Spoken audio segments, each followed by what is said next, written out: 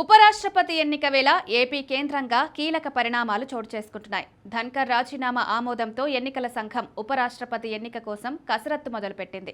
లోక్సభ, రాజ్యసభ సభ్యులతో కూడి electoral college ఉపరాష్ట్రపతిని ఎన్నుకుంటుంది. ఏపీ నుంచి టీడీపీ, బీజేపీ, జనసేన 3 పార్టీల ఎంపీలు ఎన్డీఏ అభ్యర్థికే ఓటు వేస్తారు. మరి వైసీపీ ఓటు ఎవరికి? జగన్ నిర్ణయం ఏంటి?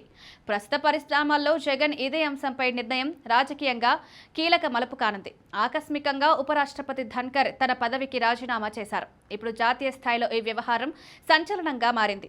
ఇదే సమయంలో వెంటనే కొత్త ఉపరాష్ట్రపతిని ఎంపిక చేయాలని ప్రధాని మోడీ డిసైడ్ అయ్యారు. తాజాగా రాష్ట్రపతి ధన్కర్ రాజీనామా ఆమోదించడంతో అటు ఎన్నికల సంఘం ఈ ఎన్నిక కోసం కసరత్తు మొదలుపెట్టింది. కాగా రాజ్యాంగంలోని ఆర్టికల్ 66 ప్రకారం పార్లమెంటు ఉభయ సభల సభ్యులతో కూడిన ఎలక్టోరల్ కాలేజ్ ఉపరాష్ట్రపతిని ఎన్నుకుంటుంది. ఈ ఓటింగ్ రహస్య బ్యాలెట్ విధానంలో జరుగుతుంది. ఏపీలో 3 పార్టీలు కూటమిగా ఉండడంతో 21 మంది లోక్సభ, 4 రాజ్యసభ సభ్యులు ఉన్నారు.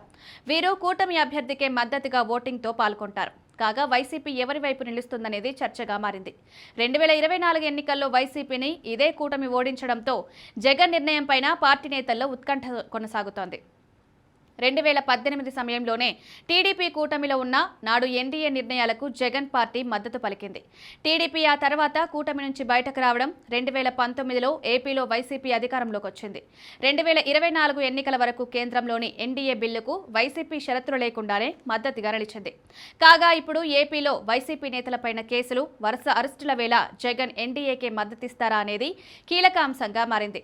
జగన్కు ఇంకా బీజేపీ ముఖ్య నేతల పరోక్ష మద్దతు ఉందని రాజకీయ వర్గాల్లో ప్రచారం ఉంది. దీంతో జగన్ కాంగ్రెస్ కూటమికి ఎట్టి పరిస్థితుల్లోనూ మద్దతివ్వరని, ఎన్డీఏ వైపే నిలుస్తారని పార్టీ నేతల అంచనా.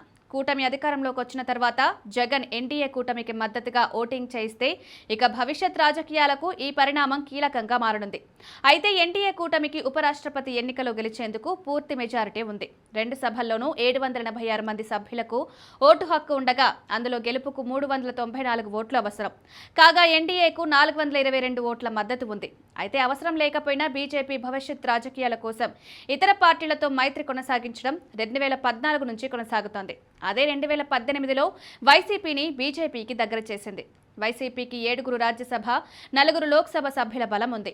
మరి జగన్ ఈ ఎన్నిక విషయంలో వేసే అడుగు భవిష్యత్ రాజకీయాలకు కీలక మలుపు కానుంది.